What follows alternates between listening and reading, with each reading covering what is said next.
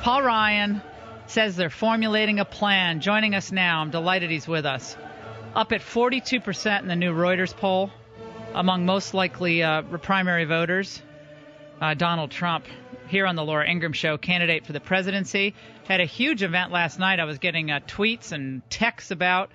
Was it in Knoxville, Tennessee? Is that where it was? It was in Knoxville. We had about 12,000, at least 12,000 people. It was such a great event. Hello, Laura. Hey, how are you? I was thinking, I had bad breath or something. I was like, we're not hearing from Trump anymore. What's going on? No. I've always been your fan. I'll always be around for you. You know that. Thank you. So what do you make? Paul Ryan, it seems like he felt the heat of all the people melting the phone lines on Capitol Hill. Americans are like, what are you all doing to us with these refugees? What's going on is just crazy. Here we are. We're taking people. We have no idea where they come from. We have no idea. They say Syria. They say who? I mean, it's ISIS, maybe. It could be the great Trojan horse. You understand, to get into the country. You look at what Merkel has done to Germany. They're going to have riots in their streets, what's happening over there. And, she went from, in my opinion, she was doing a great job to being terrible at what she's doing. So I think she's going to destroy Germany with what she's doing. And you're going to have a revolt over there. You're going to have a revolution over there from what I see. But for us to do that in this country, and already, I don't know if you know, they're pouring in already. They're coming in. New Orleans, they're down in New Orleans, in Florida. I mean, I'm sure they're having a good time. By the way, Mr. Trump, we just had Rick Scott on, and I said, why in the last 2 years has Florida had 43,000 refugees come and California's only had 16,000? And he said, everybody wants to come to Florida. Look at the taxes. We got all these jobs. I'm like, I'm glad all the jobs in Florida. We got 43,000 refugees. It'd be nice if we could make sure all the veterans and all the other people in the country who've been unemployed can get the jobs. But at least I guess the refugees are doing well there. Well, they send them to the Republicans, not to the Democrats, because they know the problem. So in California, you have a Democrat as a governor. And in Florida, you have Rick Scott. So, they send him to the Republicans because why would we want to bother the Democrats? It's just insane. Taking these people is absolutely insanity. And I don't know if you know, they're talking about hundreds of thousands potentially. Hundreds of thousands. Our country is in over such 20 trouble. years. Yeah, over 20 years. The Obama number would be that. No. I'm talking about now. They're talking about in terms of Syria. I've heard numbers as high as 250,000 people. I think it's 15,000 per year. But then when you add it with the 70,000 we already take, and then over the course of several years as the crisis continues. Oh, no, I don't believe it'd stop there. Believe me. I don't believe you watch that at how all. many it'll be. But until we get somebody in to make a change, a real change, not an Obama change, until we get ideally me, but until we get the right person in there, you watch what's going to happen. So we're going to be flooded. The establishment seems to be rallying now around Marco Rubio. Jeb Bush has just not been able to get it done. That could change. You never know. Jeb Bush has a lot of experience and still a lot of connections, but they're rallying around Rubio because they believe that Marco Rubio is the new face, the more welcoming face of the Republican Party. He's very, cheerful and well-spoken. Why would someone like a Rubio not be the face of a demographically changing country? Well, I'm going to be nice. I'll be a little bit nastier as time goes by, I guess, but I'll be nice. But Rubio is not going to be the one. It's not going to happen. Doesn't have the gravitas. It's not going to be Rubio. And frankly, that would be the wrong one in this case. I think Bush probably is finished. I see his ads, though. I mean, one after another. You can't watch television without seeing an ad, all paid for by special interests and lobbyists and everything else. But I see the ads all over the place. So I don't think it's going to be Bush, certainly, and I don't think it's going to be Rubio either.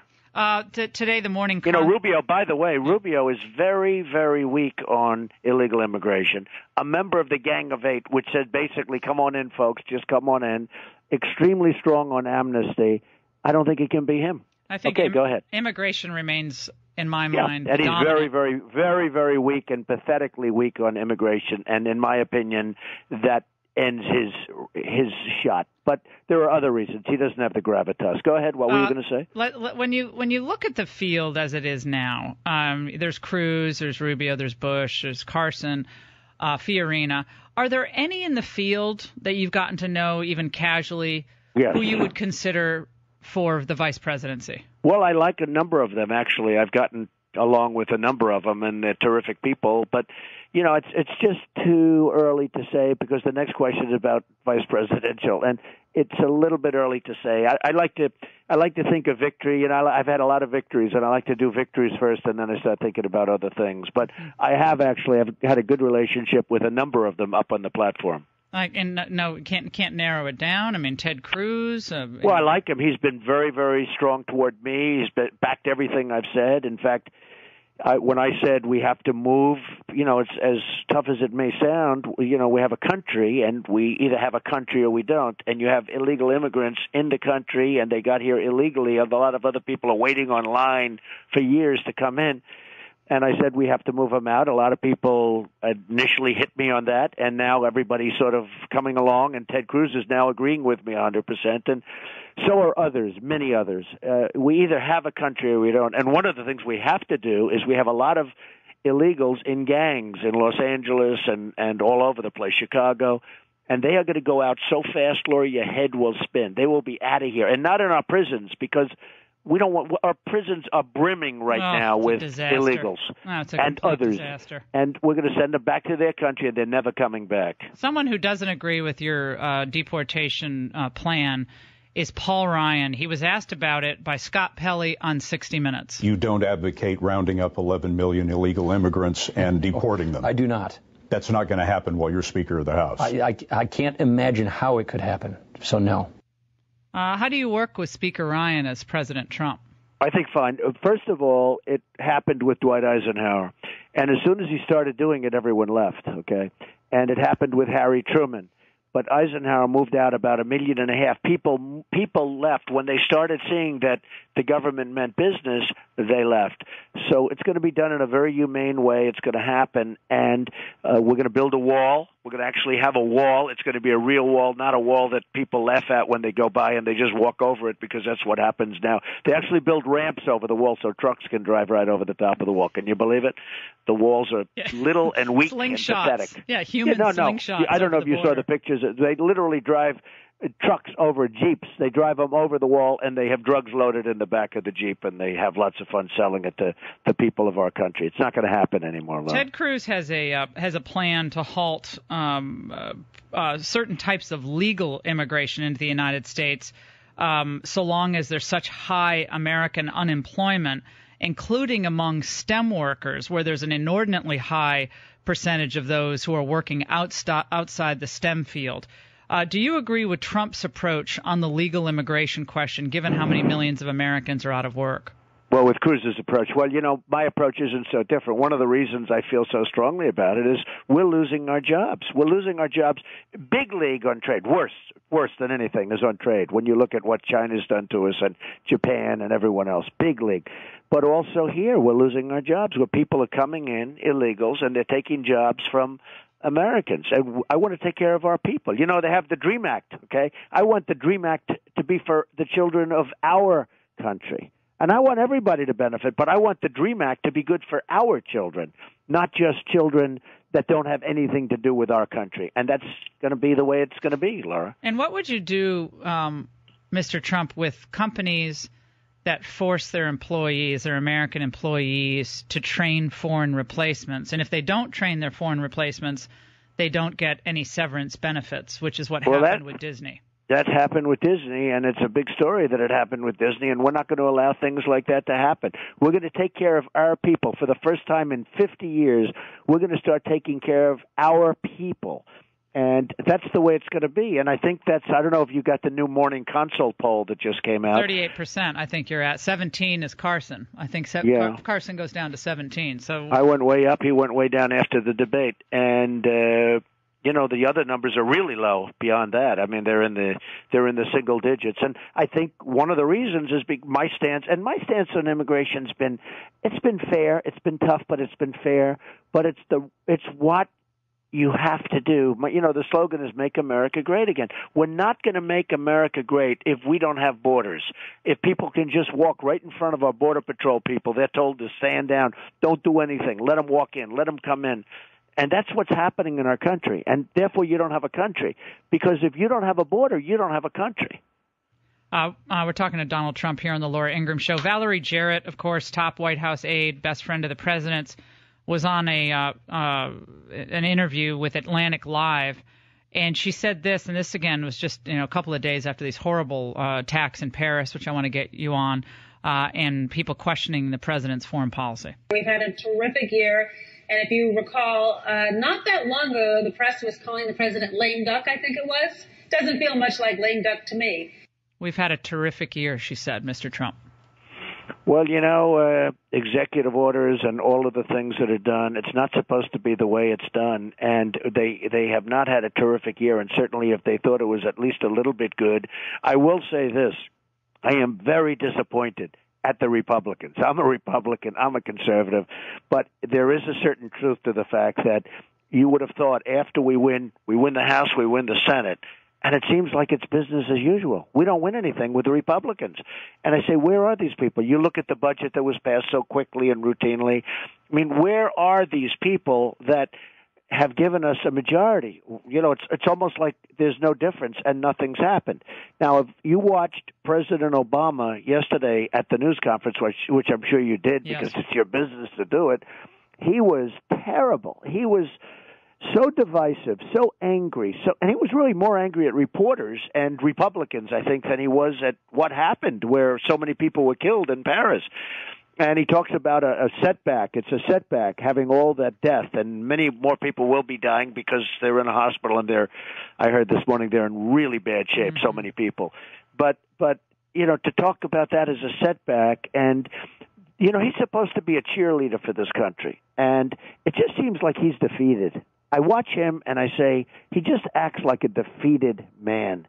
And it's very sad to watch, to be honest with you. And it's very sad that he's doing the kind of job that he's doing as president. Well, John McCain, Lindsey Graham, and hinting at it, Marco Rubio, on the need for American military might in the Middle East. And they're pushed on the number of ground troops, and there are all sorts of numbers are thrown out, from 10,000 to 15,000. And I hear 50,000. Where is President Trump on ground troops, another American ground force in the Middle East? Well, President Trump is for knocking the hell out of ISIS and doing it rapidly, and also getting other people to do it with us, because we don't do that. We don't use the resources. Like the Kurds, that's the one group that just seems to be real fighters. They're always fighting and they're winning. And we give them practically nothing by comparison to everybody else. And they go out and they win with third-class weaponry compared to what other people have. The other people, they run and they give their weapons to ISIS or anybody else that shoots a bullet up in the air. So the Kurds have to be brought into it much more. They have been terrific. Now, you look at other countries, all of a sudden France is engaged. And if you could ask, why is it that France got engaged now? Why didn't they do it? And us? They knew about these training centers that they blew up. They blew them up right after the attack. Why didn't they do it a year ago? Why didn't they do things earlier? I've been on your show many times talking about the oil. And everyone laughed. Oh, the oil, what a joke with the oil. That's their source of wealth. I said, attack the oil. That's been for 2 years I've been saying that. Well, they just attacked the oil, okay? So it's proven. But I also said attack the oil and keep it. My attitude was a little bit different. I want to attack the oil and keep it. Just going in the ground there, Mr. Trump. They're just like blowing up those trucks. The oil's right in the ground. We don't get to use the oil. No. But you keep it. You keep it. I mean, why should? In the old days, to the victor belonged the spoils, right? That was the expression in war. With us, it's like, all we do is pay. We don't have any spoils. We don't do anything. We are so incompetently run. But I watched him yesterday, Laura, in the news conference, and it was very sad, actually. One person I imagine is probably not on your short list, at least right now, for vice president, might be John Kasich, given what he said with Martha McCallum yesterday on Fox. Donald Trump said we should bomb the you-know-what out of them, and that he would surveil mosques. We don't need just bombast now. We need solid plans. We need to coordinate intelligence. We put a coalition together. Your reaction to Kasich there? Well, he's been a guy that I've hit pretty hard during the debates, and obviously based on your polls that you're just quoting, he's not doing too well, to put it mildly. I've hit him hard because what he says is just wrong. Now, I've been saying take out the oil for a long time because that's their source of wealth. I'm also adding something, and I've added it. The banks. I understand banks probably better than anybody. The banking systems, tremendous wealth goes to ISIS through the banking systems, through people that are our friends, supposedly, right? Mm-hmm. Wealthy, very wealthy countries and individuals, our friends, through back channels of banking, they are giving tremendous amounts of wealth. We are going to stop that. If it's me, we are going to stop that, and we're going to stop it fast. And you're going to starve them for money. Once they don't have money, that's going to be the end of ISIS. But you got to bomb the hell out of them. Just another half a minute here, Mr. Trump. How are you going to prepare for the next debate in mid-December? Tell me your MO on preparation. What do you do? Well, look, I've been preparing for 30 years, if you think about it. I mean, it's hard to say you're going to prepare because there's so many different questions that can be asked. You can't really prepare. Romney prepared, and look what happened to him. He got killed. He went into a cabin for 1 week, and he came out, and he was unable to speak. You know, you got to be loose, and you got to be cool. But I've been preparing for a long time, and obviously I've done well. Most people say I won the debates, and with the polls that just came out over the last few days, they're all after the debate. I've gone way up, and most of the other folks have gone down. I keep hearing that Carly Fiorina beats you in all these debates, and I'm like, well, wait a second. So we have to start redoing that analysis here, because I don't think that's not really bearing out with the numbers. Donald Trump, hey, thanks so much for joining us. We always love having you on. Thanks, Laura. You take care of yourself. All right, Thanks we'll take a break. Don't go away. Thanks for listening to this podcast excerpt of The Laura Ingraham Show. If you'd like to receive podcasts of our complete shows, go to lauraingraham.com and sign up to become a member of Laura 365. Our Laura 365 members get commercial-free streams and podcasts of our shows every day we're on the air. And also, you can listen to the last 30 days of The Laura Ingraham Show. Be ahead of the curve. Join Laura 365.